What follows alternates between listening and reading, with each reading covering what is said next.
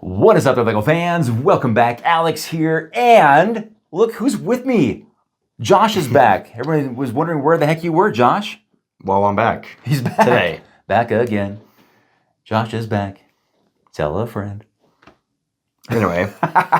Anyway, guys, we have an exciting video. We are doing a comparison / review because we have the new Mercedes AMG W14 F1 race car here that just came out on March 1st.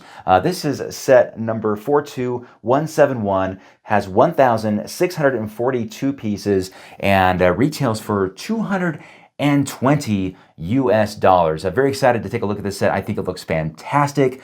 We brought up our other 1/8 scale F1 cars from the basement to do this comparison. We have 5 here. And Josh, I need to tell everybody this really quick.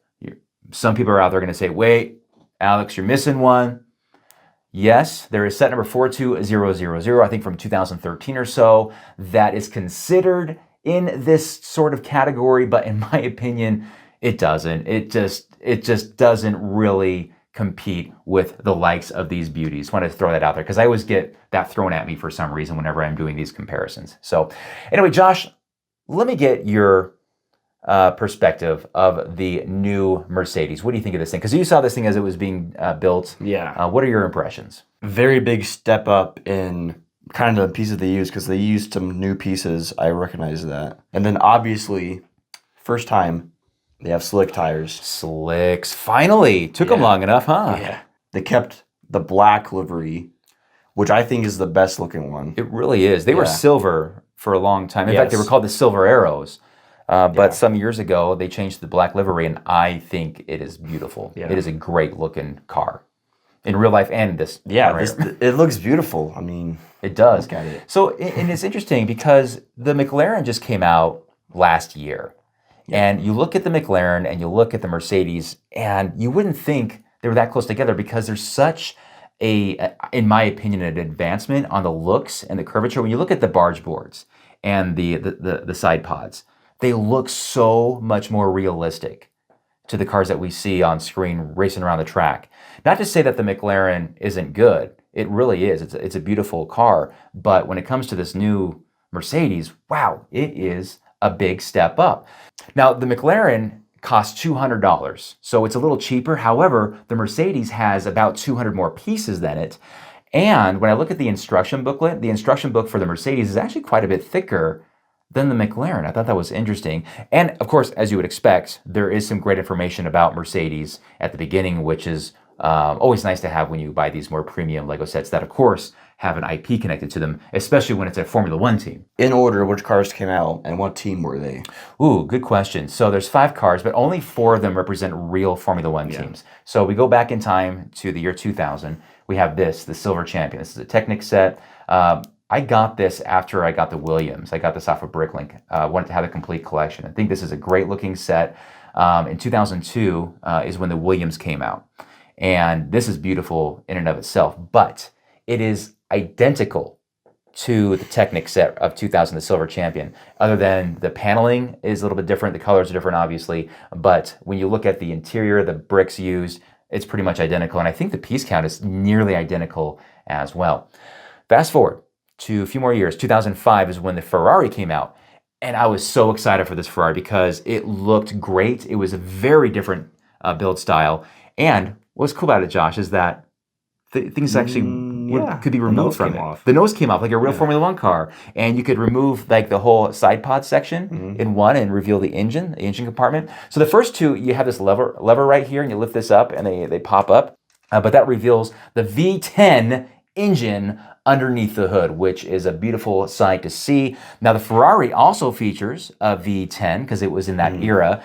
And then their turbo hybrid era happened, and that's where the McLaren Mercedes exists in, which is a V6. However, when it comes to how they show off the engine and the working pistons in the McLaren, I got a problem with it. Josh, you know what it is. What is it? There's a hole in the side pod. You can see the pistons. I don't think that looks very good. It looks terrible. But I see the reason why they did that, because there's no way for you to remove this section, the paneling, for you to reveal the interior of it. So it's all kind of stuck in there. So the designers are like, well, we're doing all this, making all this effort to make this visible. or to put this motor inside here, we got to make it visible. And it just looks terrible. The Mercedes did it right. This comes off so easy. And then bam, there it is. I would love to have seen some turbos in there. Would have been really cool, but it is what it is, right? Yeah. But there's no gearbox in any of these. They're not quite big enough to have a working gearbox. So you're basically looking at the drive shafts connected right to the rear differential, and that's it. So it's not complex. As far as the big supercars like the Ferrari and the Bugatti and those likes, they have those gearboxes because they're big enough, and plus they're like twice the price. Two of these things, actually, literally twice the price as the Mercedes. It's crazy to think about. Some other differences, though, I've noticed is the use of bricks or pieces in here. So you have the halo here, Josh. They have this rubber element, which I think is a lot better than using the Technic pieces right here on the front. Oh, the steering on the Mercedes. Only one with this. The only one that has the hand of God steering. Now, the steering wheel does still work. It does move the wheels, but it's nice to have this up here. So I guess you could say it's a nice little play feature for it. And, oh, what's this? DRS. So this one also has the DRS.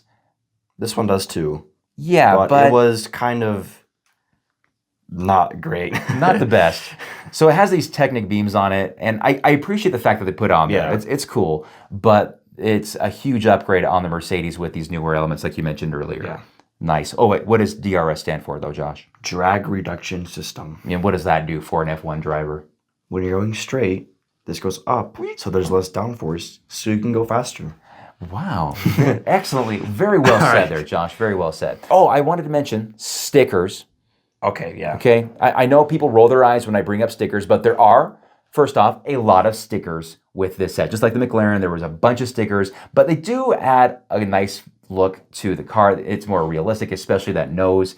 It looks really good on the Mercedes. However, I have trust issues with stickers, guys, and this Ferrari right here is the reason why, or one of the reasons why. You look at the stickers on that, they are flaking, they are chipping, they are holding on for dear life. And also, it's not just the Ferrari, but the Williams as well. It has a lot of problems with the stickers starting to flake off. Time will tell if that happens with these. I've been told that the stickers these days, the modern stickers, are better. Yeah, we'll see. But if there's any way we can get printed elements, I am all for that. Also, not to get too nitpicky here, Josh, but you mentioned the slicks. Yeah. I love the slick tires, don't get me wrong. However, these rears are way too skinny. Maybe if they were 2016 ones. Yeah, that's right. Those were thin, weren't they? But I think if they took these wheels and made these the slicks, because these are a little wider. I think the fronts are fine, though. They're skinnier. Yeah, the fronts are fine. I think you're right.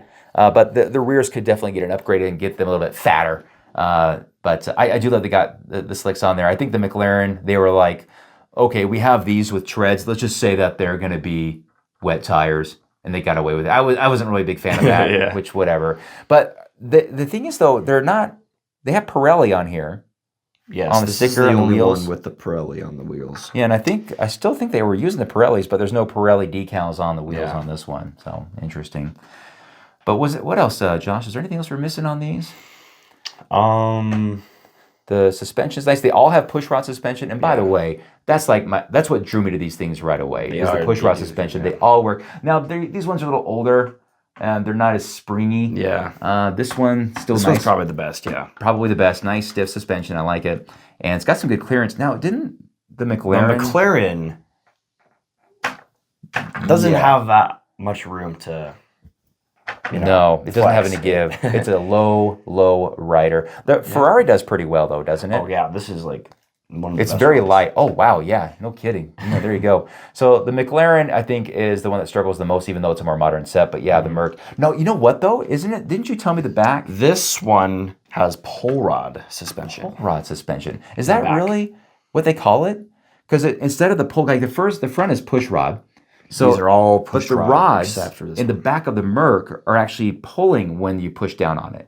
So it's pulling those elements out against the springs. I thought that was really cool. Who comes up with this stuff? Really neat, man. I think the model might actually have that. I think that's why. Oh, well, there you go. All right. Another realistic feature, guys. But in any case, no, these are great. I'm really excited. So the question becomes, Josh, what do you think, if they come out with another one of these Formula One based Lego 1/8 scale race cars, which team are they going to use? What do you think? I know what you're going to say, probably. I'm going to have to say Red Bull, unfortunately. But the reason I say that is because they just made Mercedes. They've already made a Ferrari. Yeah. And McLaren was kind of the last thing there. That was kind of like the top four. So the top four teams. Yeah. So I just see them doing Red Bull next. Yeah. Can you tell we're not really Red Bull fans? Josh, what are you a fan of? What's your favorite team? Ferrari. Yep. I'm a Mercedes fan. Now, when I was your age, I was a Williams fan. Back in the 90s, I was rooting for them. But modern days, I like the Merc. It's fun. Yeah, great stuff. Thanks for your input, Josh. It was very insightful. Thanks for joining me. You need to join me more often in the future, man. When I get these some more Technic sets, maybe you can help me out with these, maybe. Right? All right, thanks, man. I appreciate that. Well, guys, let me know what you guys think here. Let us know what car you would like to see them bring up in the next segment or year or whatever in the comment section below. And as always, you guys, thanks for watching, and we'll see you in the next one. Bye-bye.